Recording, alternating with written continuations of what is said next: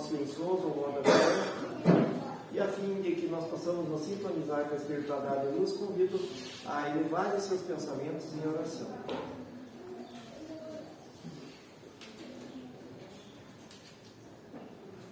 Renovação em amor. É vós, irmãos, não vos canseis de fazer o bem. Paulo 3,13. Quando as crises te visitem, ante os problemas humanos, é justo medites nos princípios de causa e efeito. Tanto quanto é natural, reflitas no impositivo de burlamento espiritual, com que somos defrontados. Entretanto, pense igualmente na lei de renovação, capaz de trazer-nos prodígios de paz e vitória sobre nós mesmos, se nos decidimos a aceitar construtivamente as experiências que nos façam precisas. Se atingistes a integração profunda com as bênçãos da vida, considera a tarefa que a divina providência te confiou. Deus não nos envia problemas de que não estejamos necessitados. Aceitação e paciência, sem fuga ao trabalho, são quase sempre a metade do eixo em que qualquer queda a que estejamos submetidos em nosso proveito próprio. Se qualquer tempo é suscetível de ser ocasião para resgate e reajuste, todo dia é também oportunidade de recomeçar, reaprender, instruir ou reerguer.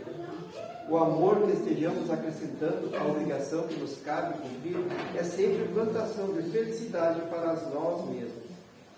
Onde estiveres e como estiveres, nas áreas da dificuldade, dá-te a serenidade e ao espírito de serviço e entenderás, com facilidade, que o amor cobre realmente a multidão de nossas faltas, apressando em nosso favor a desejada conquista de paz e libertação.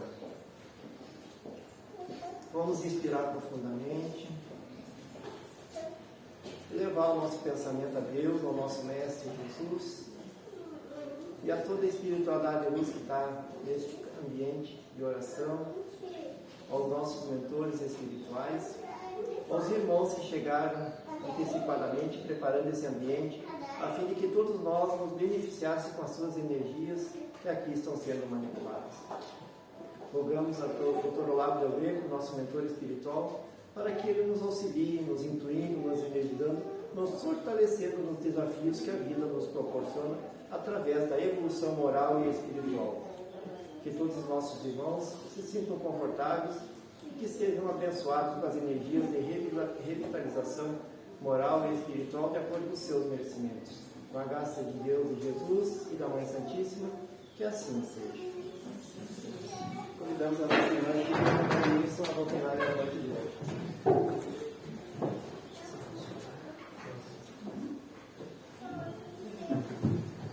Boa noite. Sejam todos bem-vindos. Uma alegria estar aqui de novo nessa casa de prece, nesse ponto de luz no bairro Cabo Rico. Trago aqui o meu abraço fraterno, do Centro de Educação Espírita Boa Nova.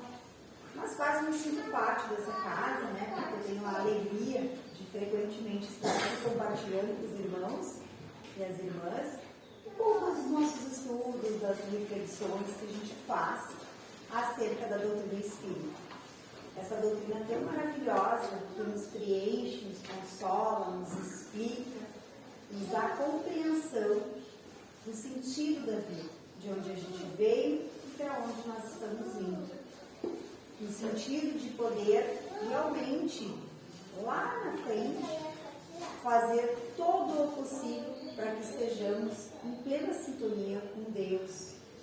No exercício de tudo aquilo que o Cristo veio trazer para nós e nos exemplificar. E a propósito disso, na noite de hoje, quero fazer uma reflexão em torno dessa imagem tão bonita, que é um abraço de Jesus. Quem aqui gostaria de abraçar Jesus? Receber esse abraço tão fraterno, tão afável, tão amigo, né? Um abraço quente, amoroso, que certamente faria qualquer um de nós ter os nossos problemas imediatamente aliviados. Aliás, talvez, né, os nossos problemas deixariam de existir instantaneamente, se a gente conseguisse, de fato, né, ter esse abraço tão terno em Jesus. E por que eu faço essa pergunta ou essa provocação para a noite de hoje?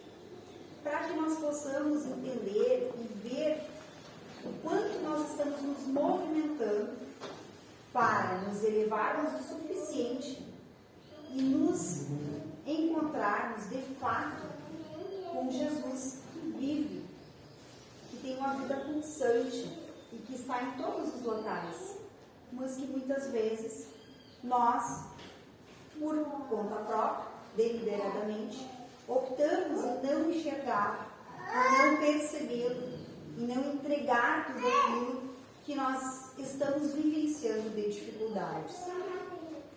Então, na noite de hoje, eu poder pensar um pouco sobre isso, de como nós estamos construindo essa nossa relação com Jesus. Porque o abraço é uma marca, ou é uma expressão de carinho, de afeto, de apreço profundo. Então, se eu quero abraçar a Jesus, eu preciso prestar todos os esforços para que eu, de fato, tenha essa relação tranquila, amistosa, com tudo aquilo que ele representa na nossa encarnação.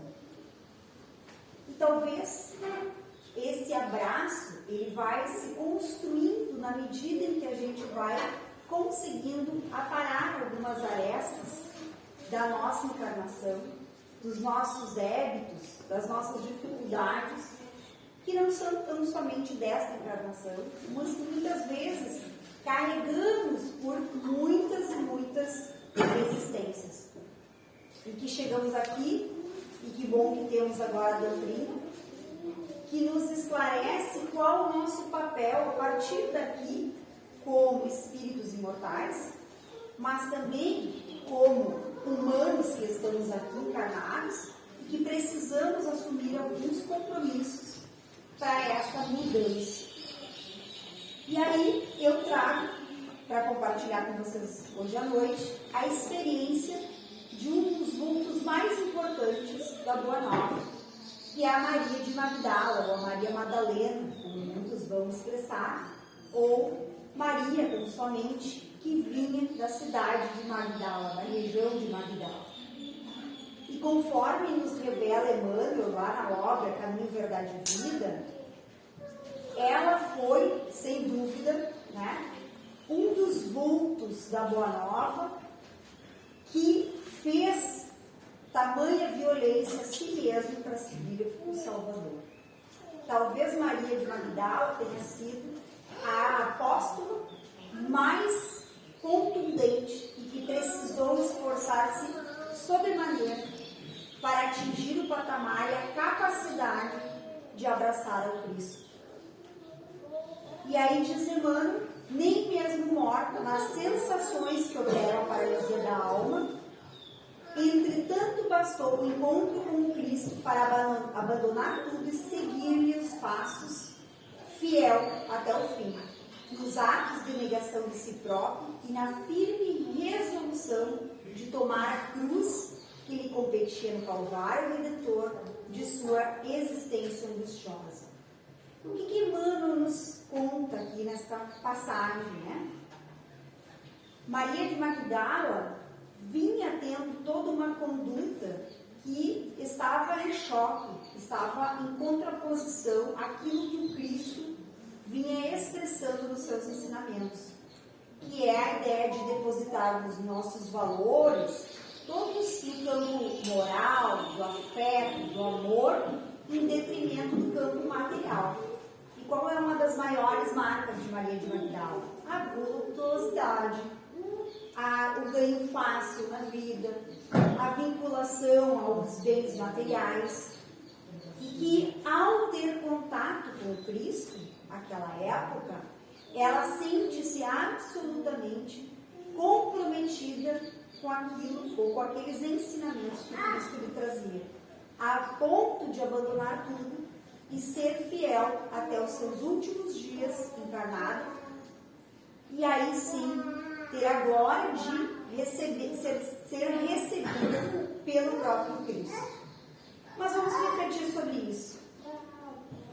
A gente pode tomar Maria de Magdala como uma fiel servidora do Cristo que jamais desfaleceu ou jamais fraquejou mediante os mais difíceis obstáculos que ela precisou atravessar aqui na Terra. E nós vamos encontrar, alguma referência de que ela pode ser tomada como um paradigma para todas as mulheres e homens até os dias atuais, na bravura, e na sua rigidez ao encarar os desafios que assumem na mudança de comportamento, ainda em trânsito naquela encarnação.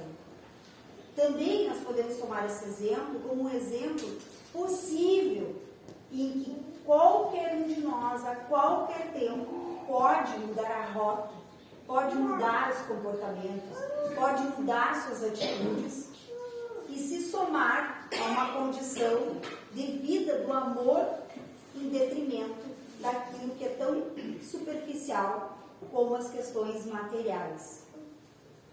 Então, Maria de Magdala vai também ser retratada na obra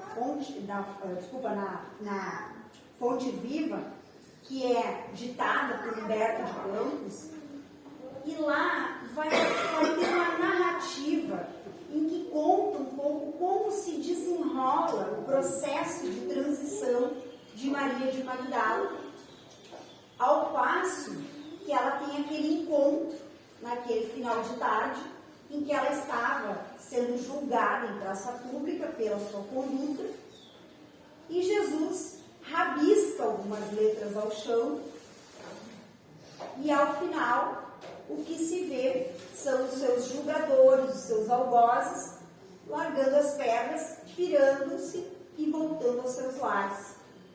E ao término daquela cena, Jesus pergunta: Maria, onde estão os que te condenaram? Supostamente, a história conta que o Cristo teria registrado na areia esta pergunta, Quem nunca pecou, atire a primeira pedra. Então, o que acontece naquele momento é um encontro, de Maria de Magdala com Jesus. Encontro esse que vai mudar completamente a vida dela. E o que ocorre depois disso é algo muito interessante, porque se antes ela se deslumbrava com os bailes, com as roupas, com os perfumes, Humberto de Campos vai nos narrar nesta passagem que aquilo tudo passou a ser tedioso, chato, inconveniente, não tinha mais graça alguma, porque de alguma maneira ela queria beber de uma água pura, queria encontrar um amor verdadeiro, tal qual ela conseguiu identificar nos olhos do Cristo. Então, Maria de Magdala ficou absolutamente embevecida, envolvida com toda aquela cena, com aquele sentimento. Afinal de contas, ela nunca tinha sido tão acolhida, tão respeitada dentro da sua condição de mulher ali, humana. Sim, porque todos somos humanos e, portanto, factíveis às quedas. E somos espíritos imperfeitos e por isso que não raro nos enredamos em situações difíceis pelo nosso livre-arbítrio, pelas nossas escolhas, mas caímos, traímos, violentamos, brigamos, estabelecemos relações de rancor, de raiva, o que em nada nos auxilia a fazer essa vinculação com o Cristo. Então, depois dessa cena, vai narrar Humberto de Campos que Maria de Madalena, ou Maria de Magdala, chorou longamente, de modo que ela queria aproximar-se do Cristo novamente. E eis que ela estava naquela situação em Jerusalém, teve a oportunidade de buscar entender-se com Cristo. Por óbvio que Jesus já esperava ela, mas ela ficou muito titubeante, ela não sabia se ela ia ou não ia. Ela tinha medo do quê? De ser julgada, porque ela teria que adentrar dentro da residência de um dos apóstolos, que era Simão Pedro, e que era talvez o mais duro, o mais rígido dos apóstolos. Mas ela se dispôs a ir até o encontro de Cristo e ver o que acontecia. Mas ao trânsito, né, de sair da sua casa e encontrar ao Cristo, ela ficou se corroendo com os seus pensamentos, porque afinal de contas, nenhum dos seus conterrâneos havia perdoado pelas suas atitudes. Então, se ela em algum momento percebia que ninguém havia perdoado, nenhum familiar, ninguém próximo havia perdoado, por que estranhos a perdoariam? Mas ela acreditava que Cristo tinha essa envergadura moral capaz de acolhê-la e protegê-la. E aí eu assinalo, né, aqui, palavras minhas, quantas vezes nós não fomos perdoados por equívocos que cometemos?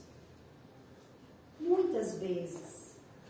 Às vezes cometemos equívocos pensando em acertar e não acertamos. E somos julgados por isso. E é tão ruim, né, não poder voltar para casa. É tão ruim muitas vezes encontrar algum familiar, algum colega e receber esse julgamento. Não sei vocês, mas eu já me senti várias vezes mal. Porque eu errei, falei de forma ríspida com uma pessoa, fui grosseira, cometi algum equívoco. E a gente se sente mal pra caramba, né? Eu pelo menos me sinto. A gente vai deitar com a cabeça meio pesada. E ao mesmo tempo, quando, né, nós cometemos esses equívocos, às vezes sem ter a dimensão daquilo que nos ocorre, nós desejaríamos que fôssemos perdoados. Então, o que está por detrás disso é que Maria Madalena estava muito apegada aos seus equívocos. E o convite hoje aqui não é perdoar os equívocos dos outros, é nós também nos perdoarmos.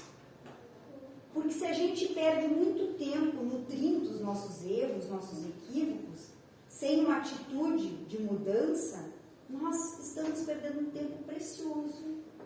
Então, em vez de nos agastarmos, né, com algum equívoco, com algum atrapalho que a gente cometeu na nossa vida, que pode ser pequeno, ou às vezes pode ser grande, pode ser um grande equívoco, nós precisamos nos envolver em outra vibração, que se dá por meio do trabalho, por meio do estudo, por meio da prece, e aqui, por uma atitude quase que heróica de Maria de Madalena, de ir ao encontro do Cristo. Pense, naquela época, uma mulher daquela natureza que trabalhava da forma que trabalhava, tomar essa atitude de buscar o Cristo. Então, para todos que estavam à volta, ela era uma mulher perdida, não digna, né? Mas ela tinha uma consciência reta que lhe conduziu, então, ao encontrar ao Cristo, porque ela se propunha realmente, verdadeiramente, amar e renunciar a tudo que até então ela vivia. E ao encontrar o Cristo, nessa cena tão bonita, narrada nesse livro, o que ocorre é que ela já chega dizendo: eu sei que eu não preciso contar, porque o verdadeiro amigo, aquele que nos escuta, ele não precisa escutar os pormenores dos nossos pecados, ele só acolhe. Então, quando a gente vai ter um amigo muito querido, que a gente está carregado, com a consciência pesada por algum erro que a gente cometeu, a gente não precisa contar para ele o que aconteceu. Porque ele já sabe que nós estamos pesarosos com aquilo que a gente viveu. Então, a gente não precisa repetir. E foi o que o Cristo, né, de uma atitude misericordiosa, faz com Maria Madalena.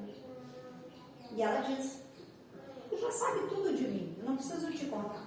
Né? E aí ela diz ao final, será que Deus me aceitaria ao atender esse convite amoroso que tu me fazes? E o que Jesus diz? Maria, levanta os olhos para o céu e regozija-te no caminho, porque escutaste a boa nova do reino de Deus. Te abençoa as alegrias. Acaso poderias pensar que alguém no mundo estivesse condenado ao pecado eterno? Onde estaria o amor do nosso Pai? Então ninguém está condenado ao pecado, né? Ou ao inferno eterno. Pelo contrário, qualquer tempo nós podemos nos voltar a Deus e pelo trabalho, pelo nosso esforço pessoal, mudar a rota. Então, se eu tenho uma história de vida com ilicitudes, se eu tenho uma história de vida de agressão, se eu tenho uma história de vida de aborto, de morte, de violência, Deus está apto a nos acolher, porque senão não faria sentido a misericórdia que Ele estende no seu manto sagrado a todos nós.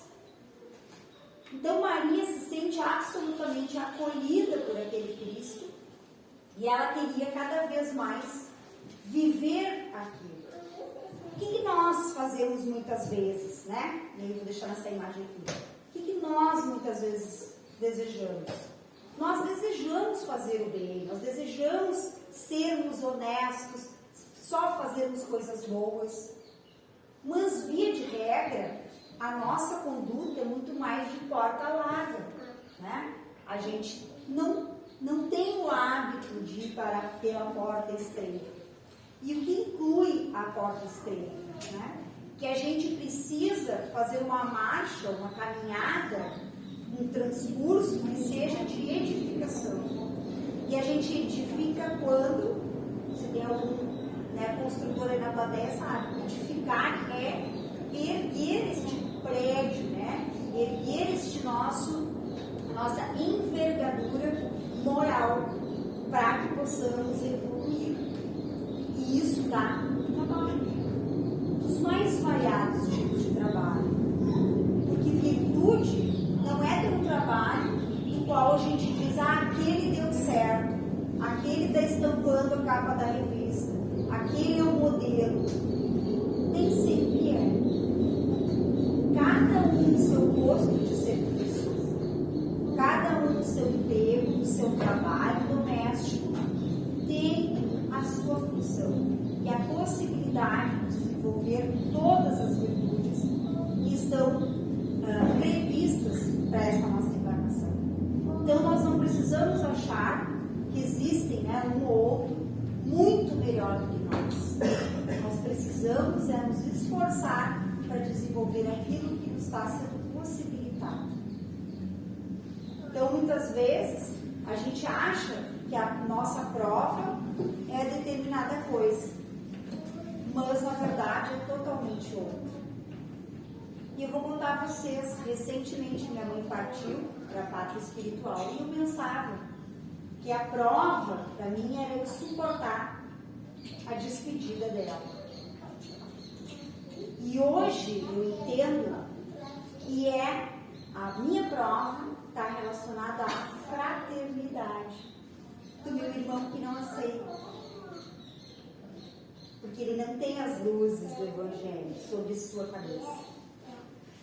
É fácil? Não é. Nós somos humanos, a gente gosta de abraçar, de sentir o cheiro, de escutar a voz. A gente nunca está preparado para separar. E nem dizer até logo. Que é o que a nossa doutrina nos pede. Mas a prova está justamente em a gente poder, muitas vezes, auxiliar os outros que ainda não percebem essa verdade, de que a vida continua. Então, o que ocorre com Maria de Magdala, nesse sentido, é ela ter que abdicar-se de si mesma para viver um outro processo. A prova dela era a beleza? Talvez não. A prova dela não era beleza. A prova dela era saber imolar-se, se submeter aos desígnios de Deus. Então vejam que é tão interessante que o convite para a gente se acomodar, para a gente cair, para a gente desistir, ele é muito grande. Eu poderia dizer, pois é, agora eu estou triste, agora não posso mais fazer palestra, não posso fazer mais nada. Mas quando o Cristo nos diz, vamos trabalhar, vamos à frente, eu preciso mudar a minha atitude. Que é o que Magdala também fez. Ela poderia ter ficado reclusa. E o que ela se esforçou para fazer? Ela justamente foi lá, pediu para ser batizada, Cristo o fez e disse: o que verdadeiramente ama, porém, conhece a renúncia suprema a todos os bens do mundo e vive feliz na sua senda de trabalhos para o difícil acesso às luzes de redenção. Então ele diz isso, né? Ele expressa isso a Maria de Magdala, no sentido de que o verdadeiro, o amor sincero, não exige satisfações passageiras. Porque são passageiras. Se hoje eu estou chorando porque meu marido partiu, porque ele arrumou outra, é passageiro. Logo ali na frente, pode ser que a gente se encontre. Se eu hoje estou deixando os meus filhos para trás, abandonando eles, não tem problema. Logo passa. Você vai encontrá-los novamente. Se eu me arrependo de não ter cuidado e feito tudo o que eu poderia fazer pelos meus pais, nós teríamos logo ali na frente uma chance. Mas a custa de quê? Trabalho, sem amargura, sem ambições, com alegria ao sacrifício. É fácil? Dá vontade de a gente levantar um prédio de 2 andares e não ganhar nem R$1 de salário? É bonito a gente dizer assim, sacrifício, sem amargura. Não. Ninguém quer trabalhar 40 horas semanais, né? E não ganhar nada. Esse é o amor desinteressado que o Cristo está dizendo aqui. E é um erro a gente pensar que a felicidade está na mão dos outros, ela está na nossa mão. É nós que fazemos a felicidade de cada dia. Amarguras virão? Virão. Estamos num mundo de provas e expiações. Não existe viver sem dor. Mas nós não podemos tornar uma vida de dor.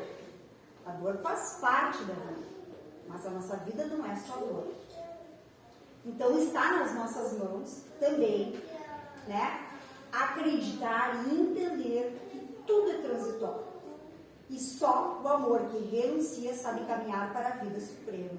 Então tem que renunciar-se a nós mesmos. Então, ainda nesse sentido, o que Emmanuel vai falar lá no Caminho, Verdade e Vida, viver bem é saber imolar-se, sacrificar-se, doar-se. E aí a pergunta, acreditas que o mundo pudesse manter equilíbrio próprio, tão só com os caprichos antagônicos e por vezes criminosos dos que se elevam à galeria dos triunfadores? Será que a gente viveria, né, bem? Provavelmente não. Porque tudo que nos é sacrifício está dentro daquele escopo. Renuncia-te a ti mesmo, pegue a tua cruz e segue-me. E o renunciar, ele está atrelado à ideia de a gente mudar os planos em favor do Cristo. Quer ver como Maria de Magdala mudou? Um outro plano dela?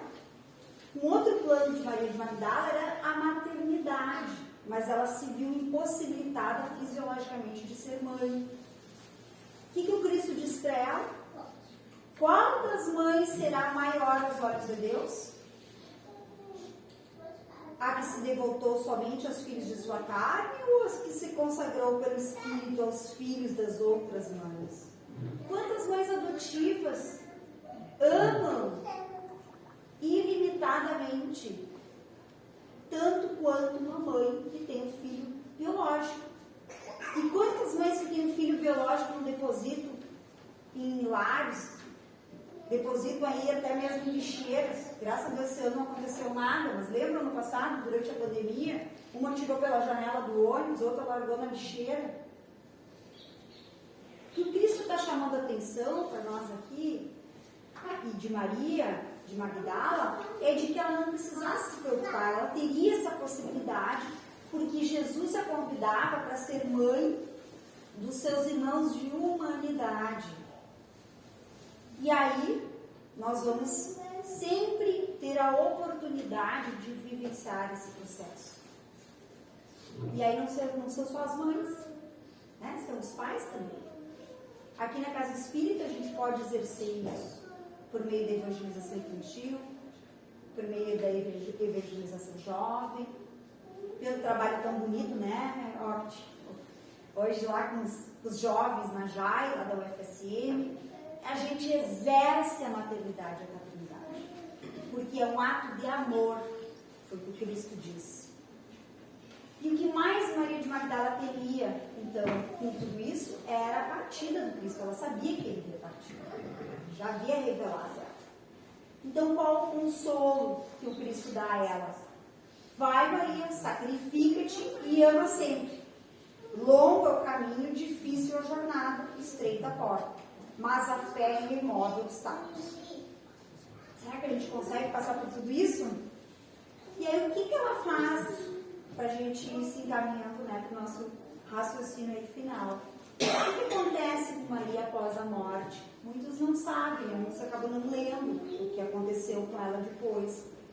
Ela tenta seguir aos apóstolos, os demais apóstolos, 12 apóstolos, supostamente. Mas eles não aceitam que ela vá com eles, porque eles não acreditavam que ela tinha feito toda essa transformação. Eles ainda achavam que ela poderia cair moralmente, e eles não assumiram essa condição de carregá-la, levá-la junto com eles. Então ela ficou lá na Galileia e passou por vários processos muito difíceis. Ela se tornou misérrima, paupérrima, e até um certo dia, que narra lá Humberto de Campos no livro Boa Nova, que um grupo então de leprosos se aproximou ali de onde ela estava, e eles estavam procurando ao Cristo. Naquela época não tinha WhatsApp, não tinha redes sociais, nem Google, né? Eles achavam que o Cristo ainda vivia. Não tinha chegado a notícia de que ele já tinha partido. E o que ocorre é que Maria de Magdala, ao vir este grupo, ela lembrou da promessa que ela fez ao Cristo. Qual foi a promessa? Acolherei como filhas as minhas irmãs no sofrimento, procurarei os infortunados para aliviar-lhe as feridas do coração e estarei com os aleijados e leprosos. Maria, então, junta este grupo e começa a contar os prodígios que ela acompanhou do Cristo. Ela revela a eles. E aí eu convido vocês a pensar. Quantas vezes a gente tem dificuldade de revelar as boas novas para os nossos familiares, para os nossos amigos? Ou porque eles não querem ouvir, ou porque a gente também não sabe bem se é verdade ou não. A gente fica, às vezes, com a fé vacilante. Então, às vezes, a gente não consegue ter essa humildade de contar coisas tão maravilhosas que a doutrina, nesse caso, que ela viveu com Cristo, ocorreram a ela. E aí o que acontece, né? É que ela vai acolher este grupo. Este grupo é banido ali das margens, né, do mar da Galileia. E ela atravessa todo um deserto com esse grupo, vai indo com eles, leprosos, e contando aqueles prodígios, todos. E aí ela vai explicando, né, que a mensagem do Cristo era para que tivéssemos todos bom ânimo para vencer o mundo. E o que é vencer o mundo?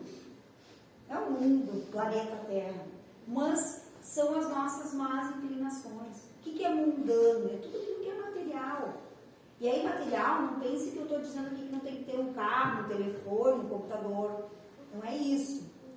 Mas sim aquilo que extrapola as nossas necessidades.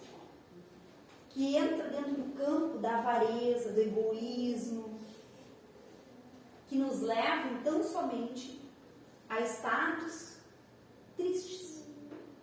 Porque eu não conheço nenhum avarento feliz. Ele é feliz quando ele amontoa um pouco de dinheiro, 5 minutos depois ele já quer mais. Eu não conheço ninguém que é comprador compulsivo, agora da internet, que esteja feliz porque ele comprou, deu clique, já precisa comprar outra coisa para se satisfazer. Então, nos dias atuais, essa mensagem ela é muito atual, extremamente atual, que é o que Maria precisava desenvolver. Ela precisava desenvolver essa alegria, essa felicidade que atravessava esse horizonte de tão somente coisas materiais, que era o que ela conhecia. Porque, afinal de contas, era o que ela tinha exemplificado, vivenciado em sua vida. Então, quando ela se vê com esse grupo, ela vê a oportunidade, né, de ficar com eles e cuidar e aprender todo o sofrimento que é típico da nossa vida. E é tão interessante porque ela vai se ver também com lepra, ela vai se perceber com lepra. Mas o que alegrava ela profundamente é que todos aqueles que estavam lá no Vale dos Leprosos já não desencarnavam tristes, porque eles desencarnavam com a esperança do reencontro, com a esperança de uma nova encarnação, com a esperança de que dias melhores iriam os ocorrer. Então, ela fazia esse esforço, né, para que ela visse no rosto desses moribundos essa felicidade que ela sentiu em algum momento com Cristo. Ela começou a ficar mais velha, adoeceu, e antes de morrer, ela tinha em mente que ela gostaria de rever a Maria, mãe de Jesus, e a João, que a acompanhou no Calvário. E ela então volta a Jerusalém, ela faz todo um esforço de voltar. Imagina aquela época a pé, deserto, ela com lepra, pobre, paupérrima, sem quase nada de mantimentos, foi caminhando, não sei lá quantos quilômetros, foi caminhando, e não conseguiu chegar. Ela chegou a Éfeso, na cidade de Mar, chegou próxima a Éfeso, mas ela foi acolhida por uma família cristã, narra Humberto de Campos nesse livro Boa Nova, porque ela não tinha mais forças para seguir adiante. E o que acontece, né, quando ela chega lá nessa casinha? Chega um momento, né, que é o auge do sofrimento, digamos assim, em que ela já não tinha mais forças. E, já com os olhos fechados, ela via com os olhos da imaginação o lado querido, os companheiros de fé, o mestre bem-amado. Seu espírito parecia transpor a fronteira da eternidade radiosa. E um dado instante observou-se que ela não mais respirava. No entanto, experimentava consoladora sensação de alívio. Foi quando viu Jesus aproximar-se, mais bela do que nunca. O mestre estendeu-lhe as mãos e ela se curvou, exclamando como antigamente: Senhor. Jesus recolheu abrandamente os braços e murmurou: Maria, já passaste pela porta estreita, amaste muito, vem, eu te espero aqui. E o que acontece nesse momento? Ele abraça. Lembra que eu comecei dizendo isso, né? Quão bom ser um abraço de alguém que a gente ama. É bom? É bom demais, né? Eu queria caber o resto da vida no abraço da minha mãe, do meu pai, da minha filha, porque é bom demais. Então vejam que ela tem esse abraço, esse afeto, esse amor. essa completude na caminhada dela, com todo o esforço que ela empreendeu, pensando e lembrando a época que ela vivia enquanto mulher. E se hoje nós mulheres atravessamos ainda muitas dificuldades, imagine naquela época. E ela transpôs essas fronteiras, suportou e abdicou de tudo que ela tinha, que era tão somente material. E aí a gente olha lá para o Evangelho segundo o Espiritismo, né, em que nos convoca Kardec, um espírito de verdade, né, ditado a Allan Kardec. Somente quando compreendermos e sentirmos a mensagem do Cristo, quando incorporamos a nossa personalidade, quando assimilamos profundamente em nosso ser, é que podemos vivê-lo. E aí eu não passo, eu deixo de adaptar o Evangelho à minha vida, né, e passo a viver o Evangelho. Porque às vezes tem uns trechinhos do Evangelho, sabe? Mas esse acho que não precisa ir. Vamos deixar para a próxima. Né? E aí a gente fica adaptando o Evangelho, faz de conta que tem umas partezinhas do Evangelho que não existem. Né? Quando, na verdade, a gente precisa entender que é somente ao passo que eu acolho esta verdade que eu terei condições, de fato, de dar, né, ou estar em condições de um abraço em Jesus. Então, meus queridos irmãos, nesta noite, a minha ideia era poder contar um pouco da história desse vulto da Boa Nova, que é a Maria de Magdala, e ao mesmo tempo mostrar que ela, até então, uma pessoa comum, né, um ser humano comum, cheio de equívocos, conseguiu refazer a sua rota. Para mim, é um consolo, porque qualquer um ou cada um de nós pode, a qualquer tempo, mudar a rota. Pode restabelecer novas relações. Pode buscar se reconectar com aquilo que mais importa para a sua evolução. Sem medo, sem vergonha, sem achar que vai sofrer algum julgamento. E se sofrer algum julgamento, abençoe e passe. O problema é da pessoa que está julgando, e não meu. Mas que a gente possa viver, então, com esse modelo, né, que a gente recebe pela psicografia de Chico Xavier, com tantas informações, e que para nós também possa ser um consolo, um conforto e um entendimento daquilo que estamos aqui fazendo, como encarnados, e que podemos fazer toda essa mudança de rota a qualquer tempo. Fiquem todos em paz, com a paz do Cristo, e possam aí durante a semana ir amadurecendo todas essas ideias que a gente trouxe aqui para vocês.